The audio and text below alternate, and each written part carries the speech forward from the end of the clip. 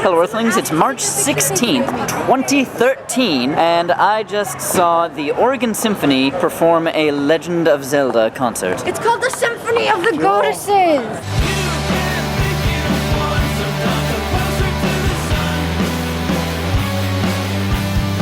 It's called the Symphony of the Goddesses. You can even see it! The sun was setting as my family and I drove into Portland for the symphony. It should have been dark, but daylight savings had thrown a wrench in our collective sense of time just 6 days earlier. But even at the cost of an hour of sleep, it was nice to start the evening off with the orange glow of the setting sun slowly encroaching on the blue skies and fluffy clouds stretching artfully above the bridges and buildings of the Rose City. From the moment we entered the Arlene Schnitzer Concert Hall, the whole thing felt more like a comic convention than a symphony. The long merch lines, the constant bumping of crowded masses trying to catch a glimpse of this or that, and the costumes. Oh, the costumes. Ganons and Zeldas, red links and green links, actually more green links than I could possibly count, a pair of activists determined to prevent the abuse of Hyrule's chicken equivalent, and even a guy covered in thematic stickers. I've been taking the horde of chickens from my back and trying to sneak them on people as they go by. So far I've gotten 3. One person out of the 3 realized it and it was really awkward, but it was well worth it. My little sister, Jewel, dressed as, in her words, a black-ringed Navi. Hey,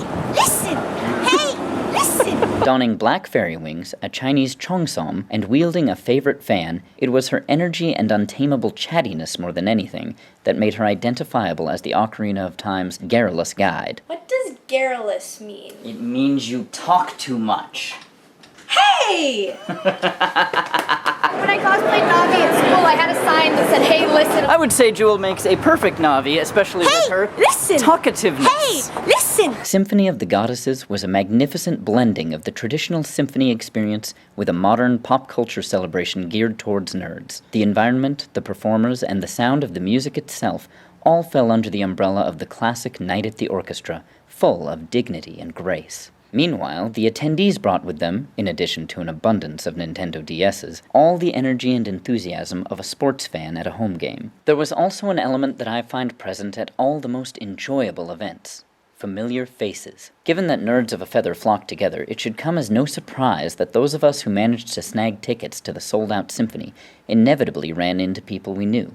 Just before leaving for the show, I found out that my friend Switch was attending. The tickets were so cheap at $25 a piece. It's the kind of ticket that can really bring back this kind of music, this kind of interest in symphonic music. I paid $150 to go see Star Wars, and that was a fantastic show. But at $150 a ticket, you're not going to hit mass appeal. Something like this, I think this needs to happen a lot more often. And while I failed to find Switch while waiting through the crowds, I did run into my cousin Ben, his wife Sarah, and her brother Steve. The symphony itself was incredible, up to and including each of the 3 encores. We made them do 3 encores, which is very rare at a classical concert. And I am so glad Majora's Mask finally got a nod. That game is so underrated. Yeah. I love that game. It's my favorite. It only got a nod as the 3rd encore, but it got there because, frankly, we would have made them play all night if they hadn't just turned the house lights on and walked off the stage. So, it was good. I became immersed. The music of Koji Kondo has never sounded more beautiful,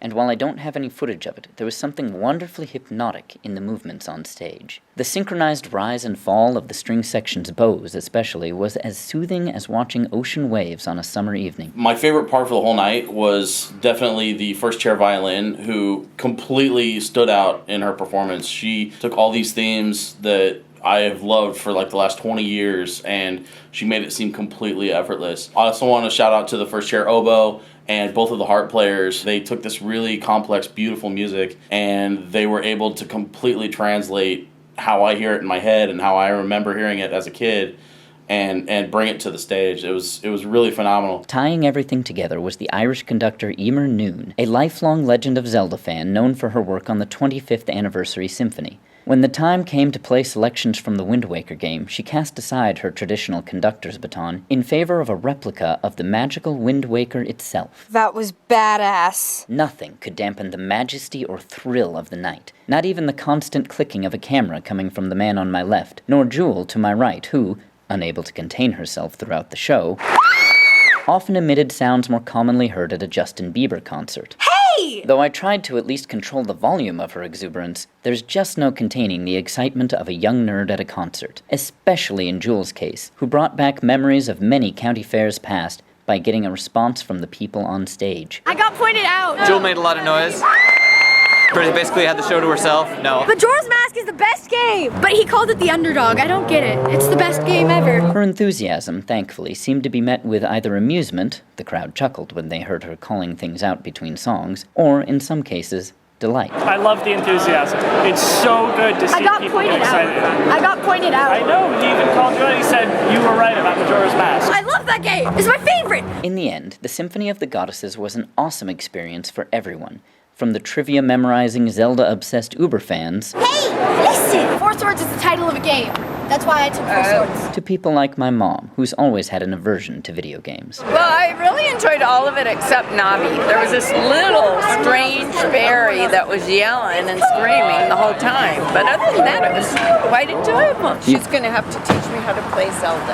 Oh dear. Oh no! So it was a fun experience, especially to share with my overexcited little sister. As we exited the symphony, all concert goers were given this. It's dangerous to go alone. Take this.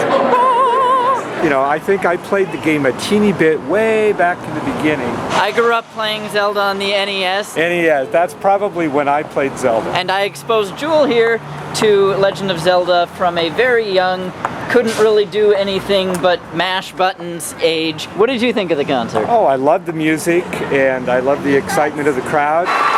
Nice. Amazing. It was pretty fun. I thought it was fantastic. I'm gonna take over the world. You're gonna take over the So world? that people have to listen to it all the time. That's the best music ever. Well, they just passed the car. What's a car? I don't know. I'm from Hyrule. We don't have cars. That's all for now. Until next time, I'm Adam the Alien. Fare thee well. Don't have cars in Hyrule. Oh.